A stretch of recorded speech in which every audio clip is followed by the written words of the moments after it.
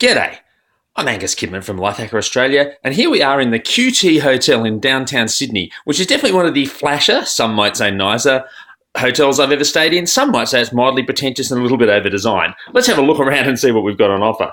Now, heading back out here, there's lots of hints that this is a nice hotel, including these weird touches, like here's, 3 coat hooks. One's a pig, one's a cow, one's a rabbit. For reasons that aren't clear to any of us, none of them have eyes, but never mind, somewhere a bit novel to hang your jacket.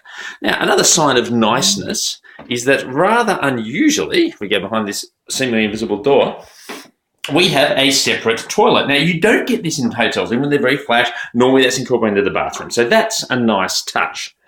Moving along, inevitably, the bathroom itself. We also see lots of nicely designed features in the dim light.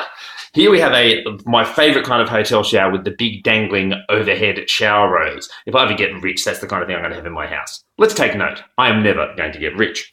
Turning around to the other side, that's even more extraordinary, we have this bath. I'm not normally a bath in hotels person, but I think tonight I might just have to make an exception. We also have the double partnered sink here. Lots and lots of vases and accessories that serve no purpose other than to sort of look good, I suppose. And, a plentiful supply of towels and what have you. Haven't tested the bathroom out yet, but feeling it's going to be a pretty reasonable experience. Heading out into the room itself, it's like, it's tchotchkes galore. There's stuff floating around everywhere. Notice one little touch here. We have a old-fashioned clock, not a digital clock, but actually a ticking clock. That's going to annoy me. That'll be going to the cupboard later. We also have the inevitable dock, and we have the inevitable, oh dear, it's only got a 30-pin connector. However, as I don't actually use an iPhone, I'm not too worried either way. We have what appears to be a complimentary martini here. Now, it may not be complimentary, dangerous assumption, but I can't find any indication of the price. What I can find is even more extraordinary and weird glass vases. Then, this is quite something, a sheepskin on the bed. I haven't seen that for a while. What I do see a bit too often is all of these pillows. Like, I don't need all those pillows. I don't need anything behind the back row. So that's all going to get hurled on the floor at some point. We have this rather extraordinary bed head. That's rather fetching. So, all terribly kind of attractive. Then moving over into our working space, lots of little tables around. There's one there. There's a little footstool down there. Again, you don't get this so much in most of the places that I end up staying. I'm not sure what the purpose of this artwork is, but I don't mind a bit of geometry.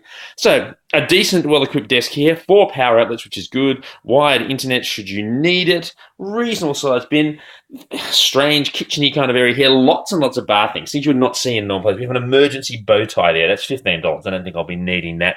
There's a spare pair of earphones, there are gingerbread men, there's all sorts of stuff. We have a full-on espresso machine there, none of this, usual international roast going on here at the QT, no siree. Even that lamp's a bit fancy, isn't it? Everything's fancy. I'm not a fancy person. I probably don't belong here, but I'm certainly going to enjoy it. Anyway, if I had a criticism, and it's the only criticism I can really come up with at this juncture, is despite all these curtains, you don't really have a view. We're stuck in the middle of Sydney, and if you did look out the window, all you're going to see are the adjacent buildings. So, yeah, this is pricey. I've been too scared to look up what the price might actually be. I'll look into that and maybe add that as a comment on the video, but I think I'm going to have a comfortable time here.